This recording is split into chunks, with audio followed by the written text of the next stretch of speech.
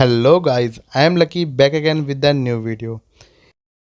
Author कहते हैं कि दुनिया में किसी भी अन्य चीज़ की तुलना में हार का डर ही सबसे अहम डर होता है।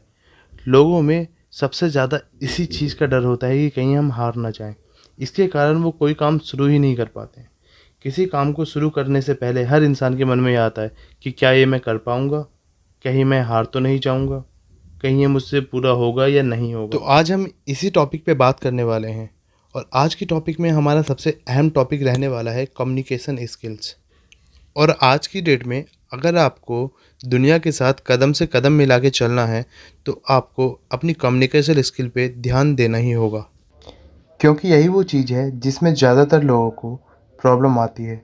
हमें ऐसा लगता है कि हमें ही इन चीज़ों में दिक्कत है, हमारा ही कम्युनिकेशन स्किल ख़राब है, लेकिन ये चीज़ सभी के साथ होती है और सभी को इस चीज़ में दिक्कत होती है। लेकिन अगर आप इस पे सुधार करने के लिए काम करेंगे तो यकीन मानिए ये जल्द ही सुधरने भी लगेगी। और जैसे जैसे आपकी कम्युनिकेशन स्किल में सुधार होगा आपको फ़र्क दिखना शुरू हो जाए और आप खुद में फ़र्क देख पाएंगे। आज हम इसी टॉपिक पे बात करने वाले हैं कि कम्युनिकेशन स्किल क्या है और हम इसे कैसे सुधार सकते हैं। तो आइए ज़्यादा देर न करते हुए चलते हैं वीडियो की तरफ और शुरू करते हैं वीडियो। दोस्तों, कम्युनिकेशन स्किल्स का सबसे बड़ा और अहम पॉइंट है एक्टिंग। आप एक्टिंग करते रहिए जैसा आप बनना चाहते हैं, एकदम कॉन्फिडेंस के साथ। जिस तरीके का आप इंसान बनना चाहते हैं या जो इंसान आप खुद में देखते हैं आप उसकी एक्टिंग करिए। दोस्तों, यकीन मानिएगा कि कुछ दिनों में ही या कुछ महीनों में ही आप अपने अंदर बदलाव देख सकते हैं। जब भी हम किसी के सामने ऐसा शो करते हैं कि हम कॉन्फिडेंट हैं या हम कॉन्फिडेंस में आपसे बात कर रहे हैं तो हमारा माइंड सेम वही केमिकल रिलीज़ करता है जब हम रियल में कॉन्फिडेंसली होते हैं। तो गाइज़, एक्टिंग का एक बहुत ही अहम रोल पड़ता है हमारी लाइफ पे। जब भी हम एक्टिंग करते हैं तो सामने वाले को वो चीज़ रियल लगती है। चलते हैं अगले टॉपिक की तरफ। अगला टॉपिक है ओपन एंडेड क्वेश्चन। क्या कभी आपके साथ ऐसा हुआ है कि आप किसी से बात कर रहे हो और काफ़ी अच्छा माहौल हो, काफ़ी अच्छी बातें हो रही हो, अचानक से सब कुछ शांत हो जाए, ना आपके समझ में आए हुआ क्या, ना उनके समझ में आए हुआ क्या। उस वक्त आप कंफ्यूज हो जाते हैं कि अब बात क्या करें। मैं आपको बताता हूँ, जब भी कभी ऐसा कुछ माहौल बने किसी के सामने तो आपको नॉर्मल उससे बात करना है और ओपन एंडेड क्वेश्चंस पूछने हैं। जैसे कि एग्जांपल, जब भी हम किसी से कुछ क्वेश्चंस पूछते हैं तो हम उससे ऐसे पूछते हैं, यार आपने खाया क्या, आप कहाँ गए थे, आप क्या कर रहे थे। सपोज़ करिए मैं आपसे एक क्वेश्चन पूछता हूँ कि आपके परिवार में कौन कौन है, तो आपका जवाब क्या होगा? यार मम्मी पापा भाई बहन। अगर मैं आपको पूछूं कि अपने परिवार के बारे में बताइए तो आपका आंसर क्या होगा? जनरल सी बात है कि आपका आंसर बड़ा होगा। एक यही तरीका होता है कि आप किसी से ओपन एंडेड क्वेश्चन पूछ सकते हैं। सपोज़ करिए मैं आपके पास आया, मैंने आपसे पूछा और बताओ तुम्हारा बेटा क्या कर रहा है। ये हो गया एक ओपन एंडेड क्वेश्चन। अब मैं पूछता हूँ उनसे कि तुम्हारा बेटा किस क्लास में पढ़ रहा है, तो ये हो गया क्लोज एंडेड क्वेश्चन। तो हमेशा आपको सामने वाले से ओपन एंडेड क्वेश्चन में ही बात करनी है, क्वेश्चन ऐसे ही पूछने हैं जिसका वो खुल के और कंफर्टेबली जवाब दे सके। इससे आपकी कॉन्वर्सेशन बढ़ेगी और सामने वाले के आगे एक अच्छा इंप्रेशन आपका पड़ेगा। बढ़ते हैं अगले टॉपिक की तरफ। अगला टॉपिक है कि आप जो जानते हैं वही बोलो, ज़्यादा उसी चीज़ पे बात करो जिसकी आपको नॉलेज हो। किसी ऐसे टॉपिक को कभी मत पकड़िए जिस चीज़ की आपको कभी कोई नॉलेज ही नहीं हो और आप उस पर किसी से आर्ग्यू कर रहे हो या किसी से बात कर रहे हो। अगर ऐसे किसी टॉपिक पे आप कभी किसी से बात करेंगे तो जाहिर सी बात है आपकी इंसल्ट ही होगी। सपोज़ करिए कि आप एक स्पोर्ट्स प्लेयर हैं, आपको स्पोर्ट्स की अच्छी नॉलेज है एंड वहाँ से मैं आपसे कहता हूँ कि आप मुझे ये बताइए कि टीचिंग कैसे होती है, तो आप मुझे शायद बताने की कोशिश करेंगे। लेकिन अगर वहीं आपको पता चल जाए कि मैं खुद एक टीचर हूँ तो आपका कॉन्फिडेंस लेवल बिल्कुल ही डाउन हो जाएगा। आपको कुछ समझ नहीं आएगा कि मैं क्या बताऊँ या क्या नहीं बताऊँ।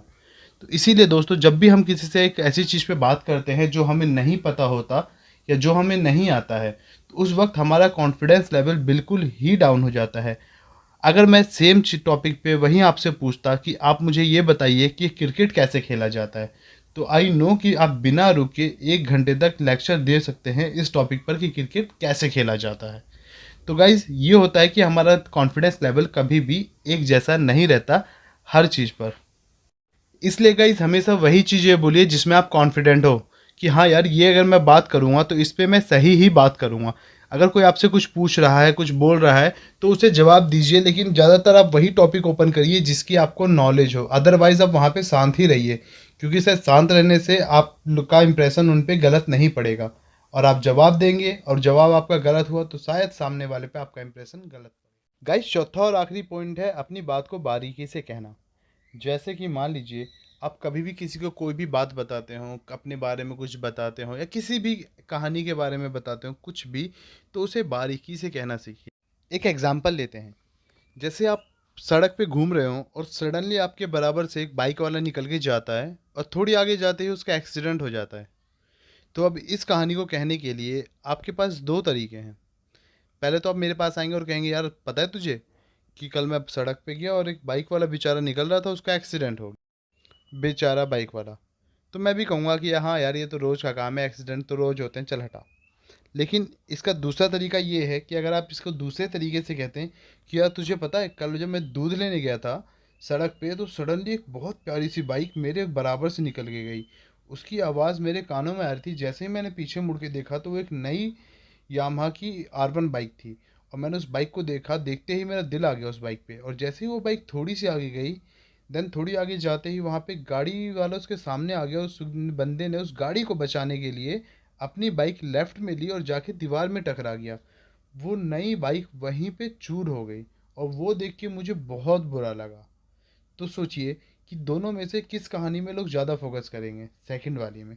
क्यों? क्योंकि इसमें बारीकीज बताई गई हैं, बारीकी पे बात की गई है।